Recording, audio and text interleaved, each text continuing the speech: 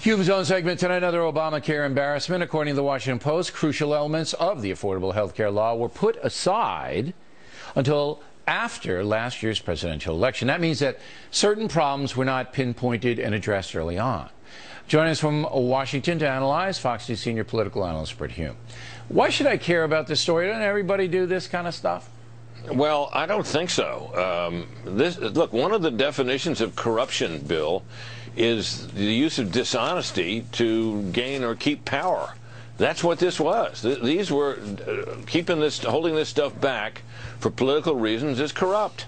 And I think, and doing it in the way they did it, I think, to prevent the electorate from knowing before the election, kind of speaks for itself. All right, paint the picture for us. What did they hold back? Well, they held back some Obamacare provisions. They held back some other regulations that had to do with a lot of different things, including the coal industry, where the administration has some problems with popularity because of a belief in coal country that the administration's on a kind of a jihad against coal as a fuel.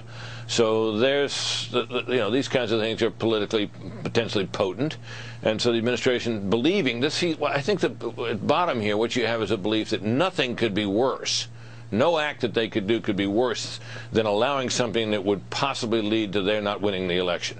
That's the mentality. That's the end justifies the means mentality that lies behind this kind of thing. All right, now you're being pretty tough on them, right? So do you believe that President Obama and his re-election team, in one of their meetings, you got to figure there were some meetings about strategy and this and that, said, look, we know that this Obamacare is problematic in certain areas, okay? Sign-ups, doctors being available, higher premiums. We know that now in 2012, but we're not going to address it at all. We're going to put it in a desk drawer, all right, until after the election. Is that what you think happened? Well, we do know that the president went around claiming during the election campaign that if you like your insurance, you can keep it. That was a promise he made ahead of the enactment of the bill, and he kept on making it afterwards, right up until and through the re-election campaign. So, look, with that in mind, Bill, you don't need a meeting with your subordinates to suggest the idea that anything that flies in the face of that ought to be suppressed until after the election, or should be. I would be surprised to find out that the president ordered this. I don't think he needed to.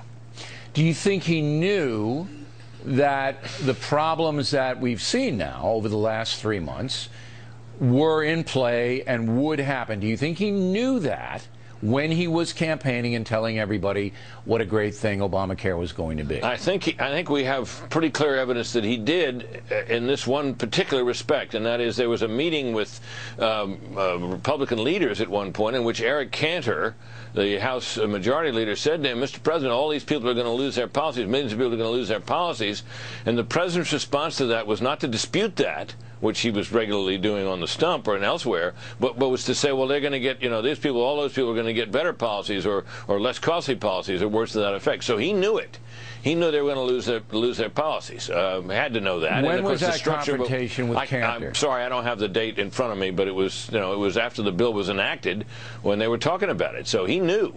Okay, so Eric Cantor, and the sound is, by the way, there's that sound bite. You can find it and play it. It's there. It's right. No, I'm not questioning. I'm trying to get a timeline down.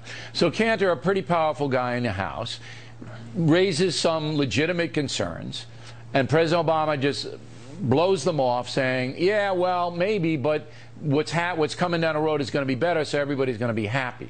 Right. Now, my final question to you is, maybe Obama believed that. Is it possible? Well, it's possible he did, but if he did, he was woefully uninformed about how these policies are going to work, because it wasn't just Eric Cantor saying that. It was all kinds of people saying that. Policy experts galore had noticed this, and certainly the architects knew that this was bound to be a result of this. And in fact, some of them have privately defended this as saying, well, those were lousy policies with people losing anyway, and so on. So this was going to happen, no question about it, and they knew it.